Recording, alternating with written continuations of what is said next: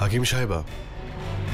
শাহিনশাহ, আপনি সালাম। না, আমি এখানে আপনার সালাম নিতে এসেছি আর না সালাম দিতে। আমি আপনার বয়স আর অভিজ্ঞতাকে সম্মান করি, তা না হলে এই অপরাধের জন্য আমি হয়তো আপনাকে শাস্তি দিতাম। হুজুর, একটু ধৈর্য ধরুন, আপনার হুকুম শিরোধার্য। একবার বলুন, কি ভুল করেছি আমি? আপনি এই ভুল করেছেন যে আপনি বলেছিলেন যোধা বেগম গর্ভবতী, অথচ ওনার সঙ্গে আমার কোনো সম্পর্কই হয়নি। তার মানে হলো যোধা বেগমের সঙ্গে অন্য কারো সম্পর্ক হয়েছে। ওনার উপর আমার সন্দেহ হয়, আমি ওনাকে প্রশ্ন করি, কিন্তু যে রাগ আর তেজ আমি ওনার চোখে দেখেছি তা কোনো অপরাধী বা ব্যভিচারিণী চোখে থাকে না। ওনার মুখ দেখে আমার মনে হয়েছিল যে উনি সত্যি কথা বলছেন। আর এই সব কিছু আপনার জন্য হয়েছে। আপনার ভুলের মাসুল যোধা বেগমকে দিতে হচ্ছে, আর সঙ্গে আমাকেও। ওদিকেও যন্ত্রণা পাচ্ছে নিজেকে নিরপরাধ প্রমাণ করার জন্য, আর এইদিকে আমি কখনো ওনার মন রাখার জন্য সত্যি বলছি, কখনো ওনাকে বাঁচাবার জন্য মিথ্যে বলছি। এই সবকিছু আপনার জন্যই হয়েছে। আমার হাতে নিহত হওয়ার আগে আপনি নিজে মুখে স্বীকার করুন যে আসল সত্যিটা কি। আপনি কেন এরকম করেছেন? আপনি কার কথা এরকম কাজ করলেন বলুন। দয়া করুন জাহাপানা, আমি নির্দোষ। দয়া করুন আমার উপর। অন্য কারোর কথা কেন শুনবো? আমি তো যোধা বেগমের লক্ষণ আর শরীর দেখেই এটা বলেছি যে উনি গর্ভবতী। আমার জায়গায় অন্য কেউ থাকলে তিনিও এটাই বলতেন। কিন্তু হাকিম সাহেবা, এর তো অন্য কোনো কারণও থাকতে পারে যার ফলে যোধা বেগমের এই সব লক্ষণ দেখা যাচ্ছে। প্রকৃতির অদ্ভুত খেলা বেগম সাহেবা। সাধারণত এই লক্ষণ ভুল হয় না। যদি যোধা বেগম গর্ভবতী না হন তাহলে অন্য সমস্যা আছে। কিছু জিনিস খেলে মানুষের রোগ হতে পারে, আবার কিছু জিনিস খেলে মানুষ সুস্থ হয়ে যেতে পারে। হতে পারে যোধা বেগম ভুল করে এরকমই কিছু খেয়েছেন, নয়তো কেউ যোধা বেগমকে জেনে বুঝে কিছু খাইয়েছে যাতে মনে হয় উনি মা হতে চলেছেন।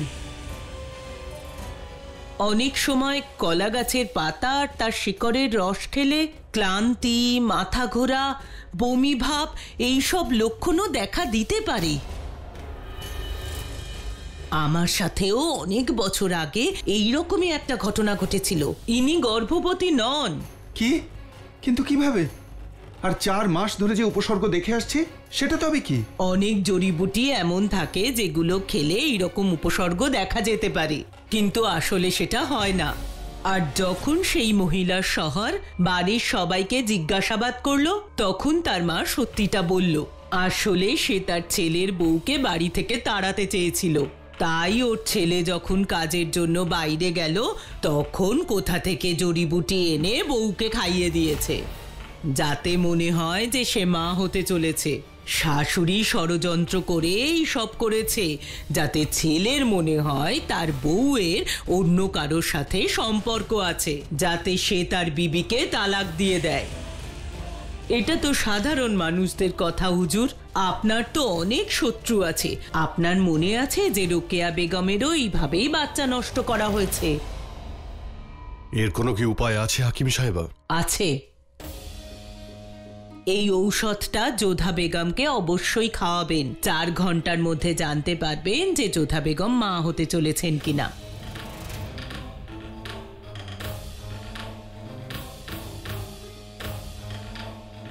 আমরা হাকিমরাও মানুষ হুজুর। লক্ষণ দেখেই আমরা অসুখের কথা বলতে পারি। 4 ঘন্টা পরে যদি যোধা বেগম নীল রঙের বমি করেন, তাহলেই বুঝবেন উনি গর্ভবতী নন। কিন্তু আমি এগুলো যোধা বেগমকে কি করে খাবো? এর দায়িত্ব আপনি আমার উপর ছেড়ে দিন শাহিনশাহ।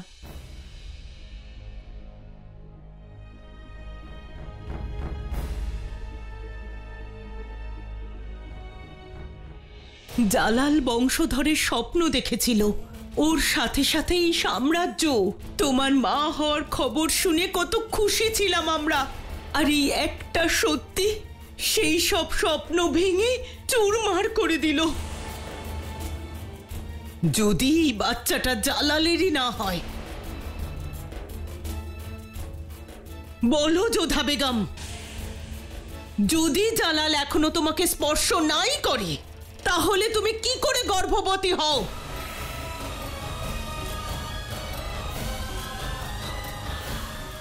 এই বাচ্চাটা তোমার গর্ভে কি করে এলো? যোধা বেগম, তুমি যদি এই দোষ করে থাকো, তাহলে না তোমার এই মহলে থাকার অধিকার আছে, আর না মোগল পরিবারে। বলে দেব আমি সবাইকে, যে মন্দিরে সিঁড়ি থেকে পড়ে যোধা বেগমের মৃত্যু হয়েছে,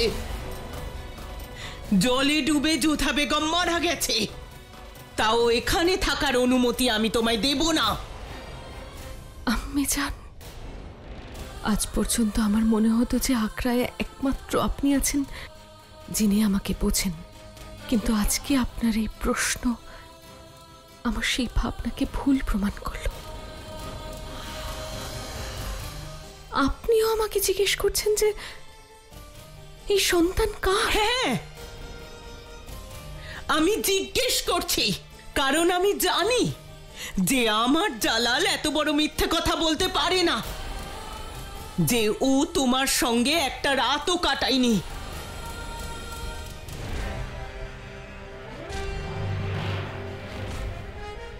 আপনার কোথাও একটু ভুল হয়েছে আম্মি জান।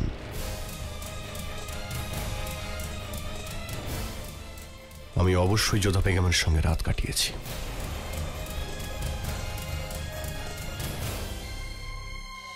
ক্ষমা করো আমাকে জালাল, আমার তো মনে হচ্ছে তুমি বেগম যোধাকে বাঁচাতে চাইছো। তোমার কথা অনুযায়ী যদি তুমি বেগম যোধার সঙ্গে রাত কাটিয়েই থাকো তাহলে এত সন্দেহ করছো কেন? আমার সন্দেহ ছিল একদিন রাত কাটালেই কেউ কি করে মা হতে পারে।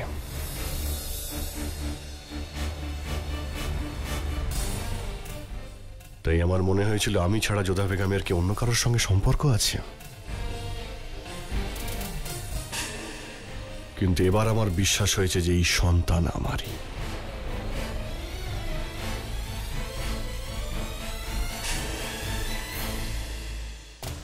আজ আমার ভাগ্যের উপর রাগ হচ্ছে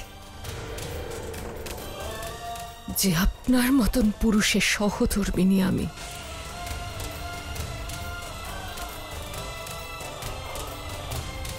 প্রথমে আপনি আমায় বলেছিলেন আপনি আমাকে স্পর্শ করেননি, আবার বলেছিলেন আপনি আমার সঙ্গে রাত কাটিয়েছেন। কখনো আমাকে প্রশ্ন করেছেন যে এই সন্তানটা কার, এখন সবার সামনে দাবি করছেন যে এই সন্তানটা আপনার। আজকে আপনি সবার সামনে বলে দিন যে আপনি কি চান, মনস্কামনা কি আপনার, নাকি আপনার জন্য আমার সেই ভাবনাটাই সঠিক ছিল যে আপনার কাছে সবকিছু একটা খেলা। আজ পর্যন্ত আমি এই কথাটা কাউকে বলিনি, কিন্তু আজ সবার সামনে এই কথাটা স্বীকার করছি যে আমি আপনাকে ঘৃণা করি।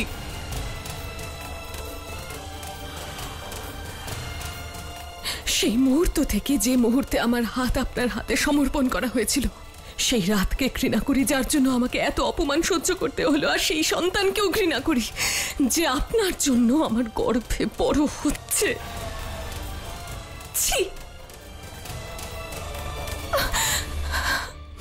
জালাল, যদি এই বাচ্চাটা তোমারই হয় তাহলে কেন মিথ্যে বলেছিলে যে এই বাচ্চা তোমার নয়? আমি তো বললাম আমি জান যে আমার এটাই জানার ছিল যে আমি ছাড়া যোধা বেগমের অন্য কারোর সঙ্গে সম্পর্ক হয়েছে কিনা। সম্পর্ক নিয়ে খেলা করছো তুমি। শাহেনশা তুমি কোনো সাধারণ মানুষ নও।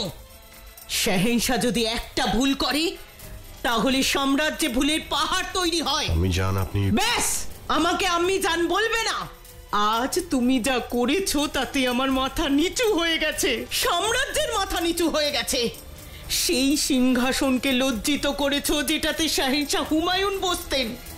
আজ আমি নিজেই লজ্জিত যে আমি একজন পবিত্র মেয়েকে এই রকম প্রশ্ন করেছি। আমি জান আপনি কিন্তু অহেতুক রেগে যাচ্ছেন। আমি যদি জানতে চাই যে যোধা বেগম আমার আগে আমেরিকার সঙ্গে সম্পর্ক করেছিল কিনা, এতে সমস্যা কোথায়? আমার কাছে তো প্রমাণ নেই যে যোধা বেগমের আগে কারোর সঙ্গে সম্পর্ক ছিল কি ছিল না। জালাল,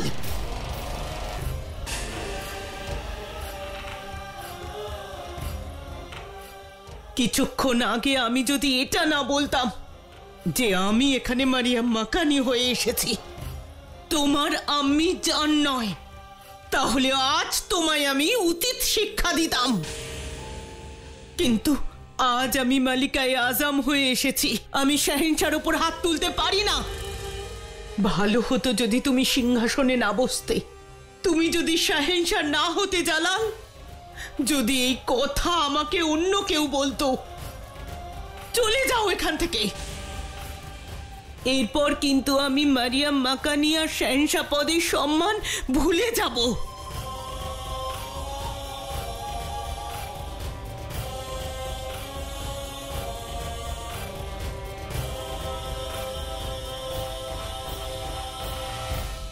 আমি তোমার অপরাধী যোধা, আর অপরাধ এতটাই বড় যে তোমার কাছে ক্ষমা চাইতেও পারবো না। এর জন্য তুমি যা শাস্তি দেবে মাথা পেতে নেব। আর আমি তোমায় অনুরোধ করছি যোধা, তোমার যা সঠিক মনে হয় সেই শাস্তি দাও আমায়। সেই মালিকায়ে আজমকে শাস্তি দাও যে তার দায়িত্ব পূরণ করতে পারেনি। সেই আম্মিকে শাস্তি দাও যে তার মেয়ের পবিত্রতা নিয়ে সন্দেহ করেছে। আমি জান, আমাদের ওখানে বড়দের হাত শুধুমাত্র আশীর্বাদ দেওয়ার জন্য ওঠে, ক্ষমা চাওয়ার জন্য নয়। আপনার উপর কোনো রাগ নেই। আমার রাগ শাহেনশার ভাবনার প্রতি। ওনার কাছে ওনার স্ত্রীর মান সম্মান, তার চরিত্রের কোনো মূল্যই নেই।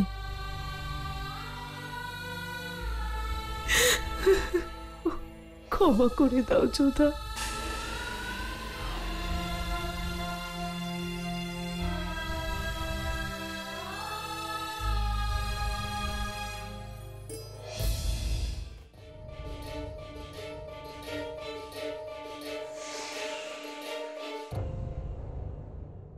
এসো রোকেয়া, এসো।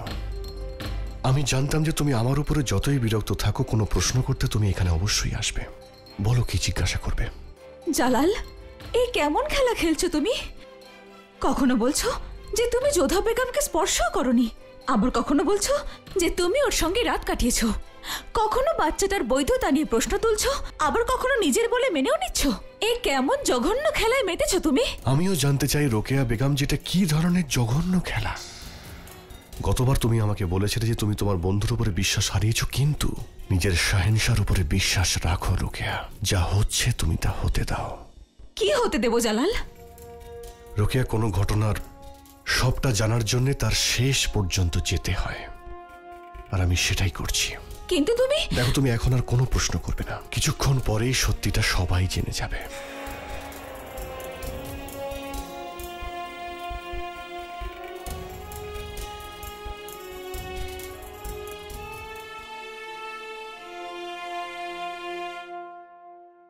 সালাম যোধা বেগম। মতিবাই, যোধা বেগমের সঙ্গে আমি কিছুক্ষণের জন্য আলাদা করে কথা বলতে চাই।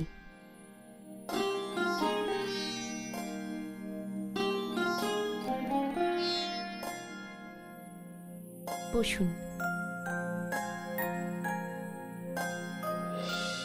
এভাবে চোখের জল আটকে রাখবেন না যোধা বেগম, এগুলো বয়ে যেতে দিন। এতে আপনার হৃদয়ের কষ্টটা অনেক কমে যাবে। একটা কথা জিজ্ঞেস করব আপনাকে, আপনি আমাকে কি বিশ্বাস করেন যোধা বেগম? এই কেমন কথা বলছেন আপনি? আমি আপনাকে সত্যিই বিশ্বাস করি। তাহলে ভালো করে শুনুন যোধা বেগম, আমি বুঝতে পারছি আপনার উপর দিয়ে কি ঝড় বয়ে যাচ্ছে। আপনি কি পরিস্থিতির মধ্যে আছেন, আপনার জন্য আমার খুব চিন্তা হচ্ছে। আচ্ছা ছাড়ুন এইসব কথা। দেখুন, আমি আপনার জন্য কি বানিয়ে এনেছি। গোলাপের শরবত, একটু খেয়ে দেখুন তো কেমন হয়েছে। আপনার এই স্নেহের জন্য ধন্যবাদ, কিন্তু সেলিমা বেগম, এখন আমার কিচ্ছু খেতে ইচ্ছে করছে না। এই গোলাপের শরবত তো আপনাকে খেতেই হবে যোধা বেগম, কারণ এর মাধ্যমেই আমি আসল সত্যিটা জানতে পারবো, যেটা সবার জানা দরকার। যদি আপনি এই শরবতটা না খান যোধা বেগম, তাহলে আমি মনে করব আপনি আমার উপরেও রেগে আছেন। খেয়ে তো দেখুন, আপনার ভালো লাগবে। আচ্ছা, আমার কথা রাখার জন্য অন্তত খেয়ে দেখুন।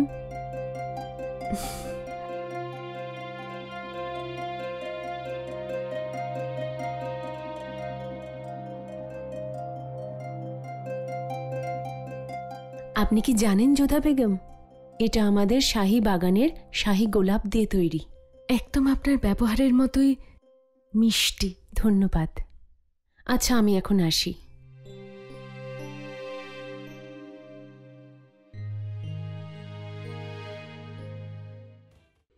এমন কেউ আছে যে শাহেনশাহ আর যোধা বেগমের সম্পর্কটা ভেঙে দিতে চাইছে। দুজনের মধ্যে দূরত্ব বেড়েই চলেছে। কিছুই বুঝতে পারছি না যে আমি এখন কি করব। নিন আম্মি যান, ঔষধটা তাড়াতাড়ি খেয়ে নিন, আপনার শরীর কাল থেকে ভালো নেই। এতে ঔষধ কোথায়? এটা তো খালি রহিম। আচ্ছা, মিথ্যে মিথ্যে ঔষধ। আমি কি আর সত্যিকারের হাকিম? আমি তো শুধু খেলছিলাম। আচ্ছা, এটা তুমি কোথায় পেয়েছো? কি ব্যাপার রহিম, আম্মি জানকে কি ঔষধ খাওয়াচ্ছ? আদাব রোকেয়া বেগম।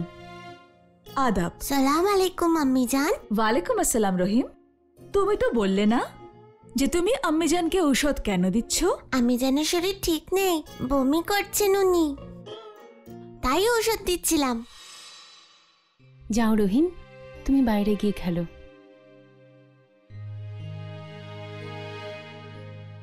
বসুন।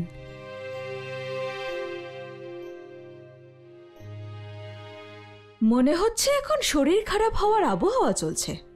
আপনিও আবার যোধা বেগমের মতো। আপনি যেমন ভাবছেন রোকেয়া বেগম তেমন কিছু নয়। আপনি হয়তো শুনেইছেন যে সবাই যোধা বেগমকে নিয়ে কি কি কথা বলছে। লোকের কথায় কি আসে যায়? আসলে এরা তো তিলকে তাল বানাতেই অভ্যস্ত। আমি লোকেদের নিয়ে নয়, শাহেনশার অভ্যেস নিয়ে চিন্তা করছি। আমি ঠিক বুঝতে পারছি না যে এমন কি কারণ ছিল যে শাহেনশাহ নিজের অভ্যেস বদলে ফেললেন। আমার বদলে উনি আপনার সঙ্গে গোপনে পরামর্শ করতে শুরু করলেন।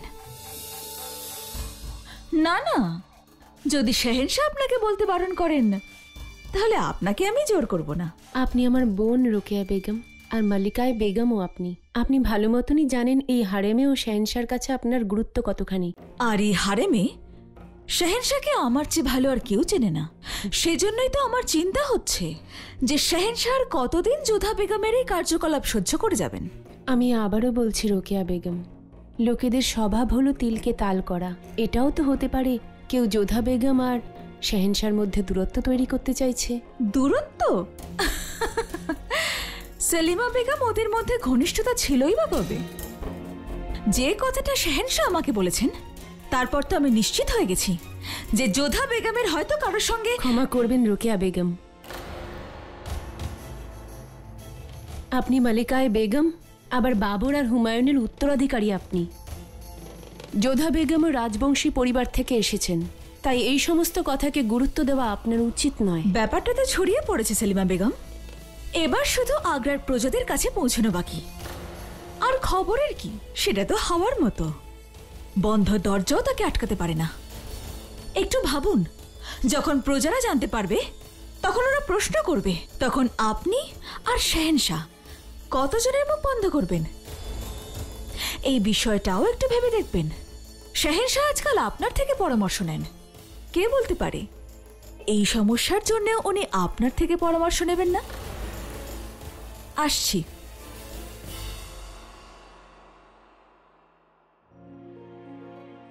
লোকে যাই ভাবুক রোকেয়া বেগম, আর আপনি যাই ভাবুন না কেন, কিন্তু আমি এটা বিশ্বাস করি যোধা বেগম নিষ্পাপ, আর এটা আর কিছুক্ষণের মধ্যে প্রমাণও হয়ে যাবে।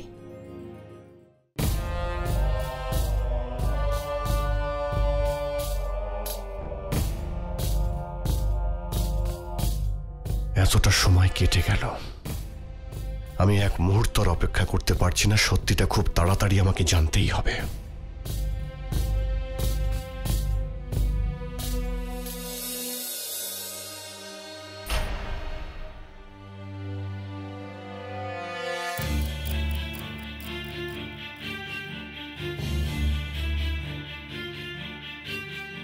চিন্তা করবেন না, আমাকে অসম্মান করার জন্য অভিযোগ করতে আসেনি। কারণ আপনি আপনার আম্মি জান মালিকায়ে আজমকে যখন এত কিছু বলতে পারেন, তখন আমার সম্মান আপনি কি রাখবেন? আমার চরিত্রে যে কলঙ্ক লাগতে পারে সেটা আপনি একবারও ভাবলেন না, আর সবার সামনে আমাকে দোষারোপ করলেন। কোন মাটি দিয়ে তৈরি আপনি শাহেনশাহ? প্রথমে আমার অজ্ঞান হওয়ার সুযোগ নিয়েছেন, তারপর সেই সুযোগ নিয়ে আমার সঙ্গে সম্পর্ক স্থাপন করেছেন, তারপর আমাকেই চরিত্রহীনের দোষারোপ করলেন, আর আমাকে সন্দেহ করলেন যে আমার গর্ভে অন্য কারুর সন্তান বড় হচ্ছে। আমি আপনাকে ঘৃণা করি, শুধুই ঘৃণা।